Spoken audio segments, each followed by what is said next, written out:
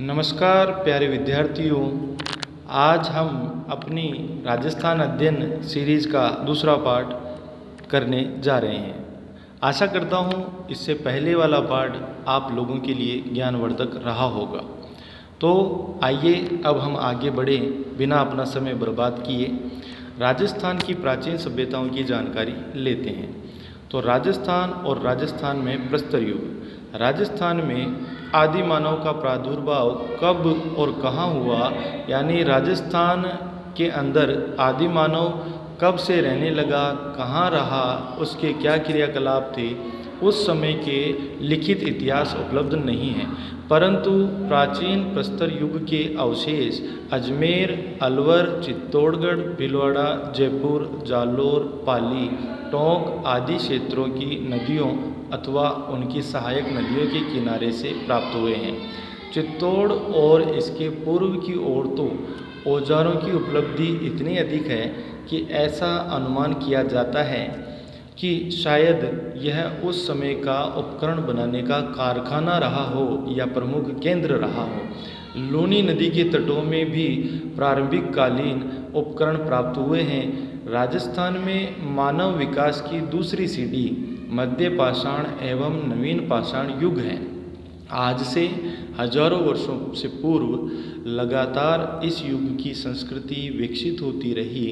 इस काल के उपकरणों की उपलब्धि पश्चिमी राजस्थान में लूणी तथा उसकी सहायक नदियाँ या नदियों की घाटियों और दक्षिणी पूर्वी राजस्थान में चित्तौड़ जिले में बेड़च और उसकी सहायक नदियों घाटियों में प्रचुर मात्रा में हुई। बागोर और तिलवाड़ा के उत्खनन से या खुदाई कार्य से नवीन पाषाण कालीन तकनीकी उन्नति पर अच्छा प्रकाश पड़ा, हमें अधिक जानकारी प्राप्त हुई।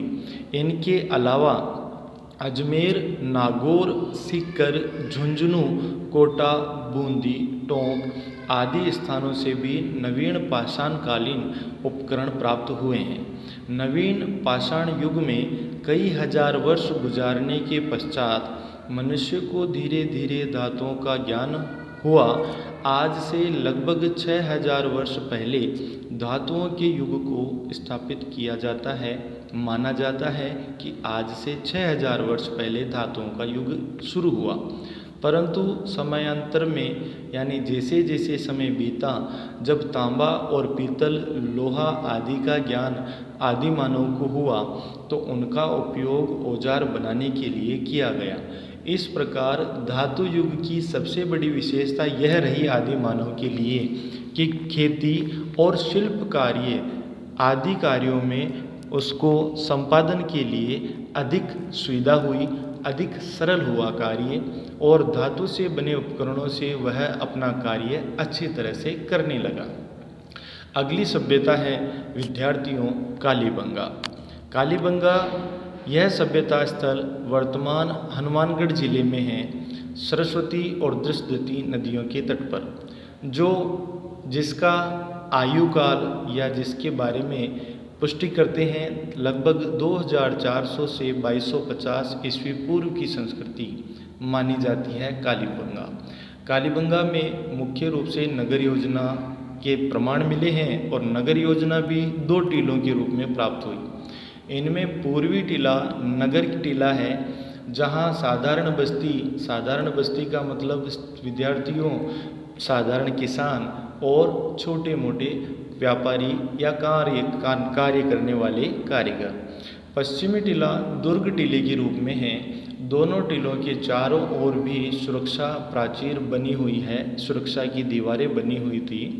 कालीबंगा से पूर्व हड़प्पा कालीन और उत्तर हड़प्पा कालीन साक्ष्य मिले हैं। पूर्व हड़प्पा कालीन स्थल से जुते हुए खेत के प्रमाण मिले हैं, जो संसार में प्राचीनतम है। पत्थर के अभाव के कारण दीवारें कच्ची ईंटों से बनती थीं और इन्हें मिट्टी से जोड़ा जाता था। व्यक्तिगत और सार्वजनिक नालियाँ तथा कूड़ा डालने के मिट्टी के बर्तन नगर की सफाई की असाधारण व्यवस्था के अंग थे। वर्तमान में यहाँ घग्गर नदी बहती है, जो प्राचीन काल में सरस्वती के नाम से जानी जाती थी। यहाँ से धार्मिक प्रमाण के रूप में अग्निवेदियों के साक्ष्य मिले हैं। यहाँ संभवतः धूप में पकाई गई ईंटों का प्रयोग किया जाता था। यहाँ से प्राप्त मिट्टी के बर्तनों और मोहरों पर लिपि अंकित पाई गई है, वह सैंधव लिपि से मिलती जुलती है, जिसे अभी तक पढ़ा नहीं जा सका है।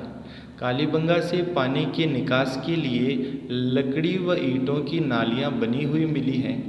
तांबे से बनी कृषि के कई औजार भी यहाँ की आर्थिक उन्नति के परिचायक हैं। कहने का तात्पर्य है कि अगर तांबे से बने कृषि के औजार मिले हैं, इसका मतलब कृषि का कार्य उस समय अच्छा रहा होगा। कालीबंगा की नगर योजना सिंधु घाटी की नगर योजना के अनुरूप दिखाई देती है।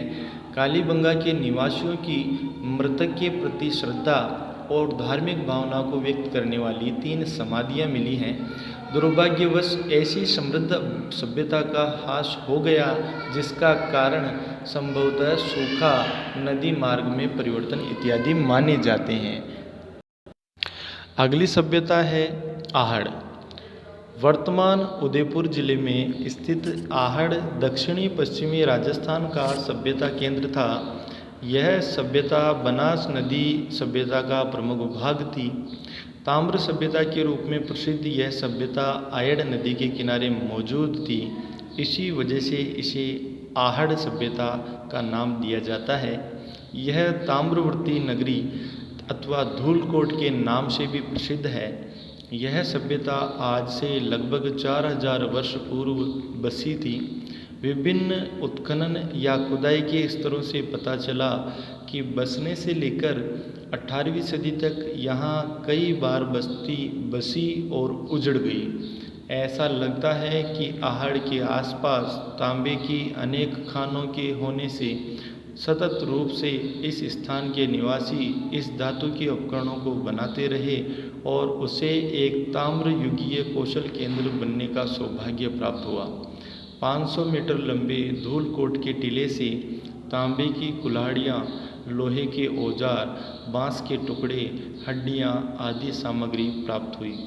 अनुमानित है कि मकानों की योजना में आंगन या गली अथवा खुला स्थान रखने की व्यवस्था थी। एक मकान में 4 से 6 बड़े चूल्हों का होना आहड़ में बड़े परिवार या सामूहिक भोजन बनाने की व्यवस्था पर प्रकाश डालता है। आहड़ से खुदाई से प्राप्त बर्तनों और उनके खंडित टुकड़ों से हमें उस युग में मिट्टी के बर्तन बनाने की कला का अच्छा परिचय मिलता है, अच्छी जानकारी प्राप्त होती है। यहाँ 3री ईसा पूर्व से प्रथम ईसा पूर्व की यूनानी मुद्राएं मिली हैं।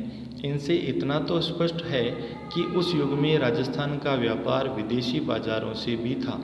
इस बनास सभ्यता की व्यापकता एवं विस्तार गिलुंड, बागोर तथा अन्य आसपास के स्थानों से प्रमाणित है। इसका संपर्क नवदा टोली, हड़प्पा, नागदा, एरण, कायथा आदि भागों की प्राचीन सभ्यता से भी था, जो यहाँ से प्राप्त काले व लाल मिट्टी के बर्तनों के आकार, उत्पादन व कौशल की समानता से निर्दिष्ट था।